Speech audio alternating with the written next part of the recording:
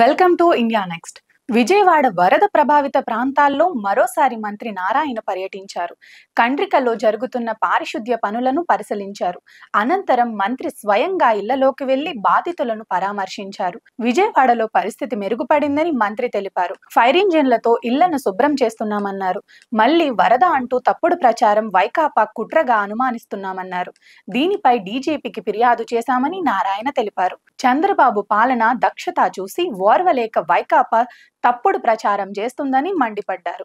విష ప్రచారాలకు పాల్పడితే చట్టపరమైన చర్యలు తప్పవని హెచ్చరించారు.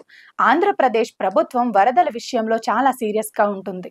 వరద ముంపు ప్రాంతంలోనే వారం పాటు ఉన్న సీఎం చంద్రబాబు తాజాగా అక్కడి నుంచి బయలుదేరిన పాడైన వాహనాలకు బీమా క్లెయిమ్ వెంటనే చెల్లించే ఏర్పాటు చేశారు. ఈ కార్యక్రమం జోరుగా సాగుతుంది. విజయవాడ పరిసరాల్లో వచ్చిన వరదలు ఇప్పుడిప్పుడే తగ్గుతున్నాయి. ఇక వర్షాలు లేకపోవటం కూడా ఇప్పుడు కలిసొస్తున్న అంశం. అదే సమయంలో ప్రభుత్వం బురదలో పాడైన వాహనాలకు బీమా మనీ ఇప్పించే పనిని వేగవంతం చేసింది. తడిసి పాడైన వాహనాలకు వెంటనే క్లెయిమ్ మనీ ఇస్తున్నారు. అందువల్ల వాహనదారులు కూడా కింద ఆశ్చర్యపోతున్నారు. క్లెయిమ్ ఇంత వేగంగా వస్తుందని అనుకోలేదని అంటున్నారు. విజయవాడ వరద ముంపు ప్రాంతాల్లోనే వారం పాటు ఉన్న సీఎం చంద్రబాబు ఆస్తులు ఎలా ధ్వంసమైనది, వాహనాలు ఎలా దెబ్బతిన్నది అన్ని గమనించారు. ఇన్సూరెన్స్ సంస్థలకు పిలుపునిచ్చారు. సీఎంఏ పిలవటంతో బీమా కంపెనీలు వెంటనే వచ్చి వాలాయి. బాధితులకు వెంటనే పరిహారం ఇప్పించే బాధ్యతను ఏపీ ప్రభుత్వం ఏపీ జనరల్ ఇన్సూరెన్స్ కార్పొరేషన్ కి అప్పగించింది. విజయవాడలోని సబ్ కలెక్టరేట్ కార్యాలయం ముందు ప్రత్యేక ఫెసిలిటీస్ సెంటర్ ఏర్పాటు చేశారు. అక్కడే వాహనాల క్లెయిమ్లు తీసుకుంటూ వెంటనే పరిష్కరిస్తానన్నారు. అందుకే వాహనదారులు ఆనందం వ్యక్తం చేస్తున్నారు. ఈ నెల 9 నుంచి ఫెస్టిలేషన్ కేంద్రం కొనసాగుతుంది. ఈ వారం రోజుల్లో భారీగా క్లెయిమ్లను సెటిల్ చేశారు. వరదలో తడిసి పాడైన కొట్టుకుపోయిన వాహనాల వివరాలన్నీ నమోదు చేసుకుంటున్నారు. ఇప్పటి వరకు 7,000 వాహనాల వివరాల్ని రిజిస్టర్ చేశారు.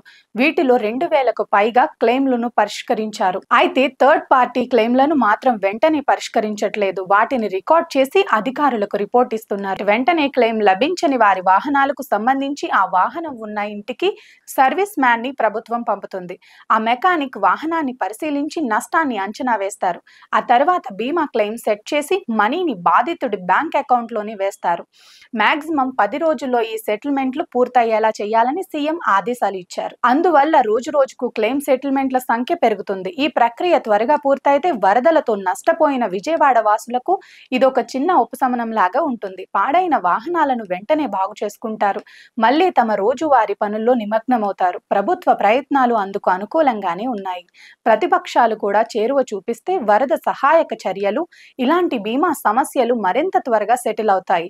ఇలాంటి సమయంలో అందరూ రాజకీయాలకు అతీతంగా ముందుకు రావాల్సిన అవసరం ఉందని స్థానికులు చెబుతున్నారు.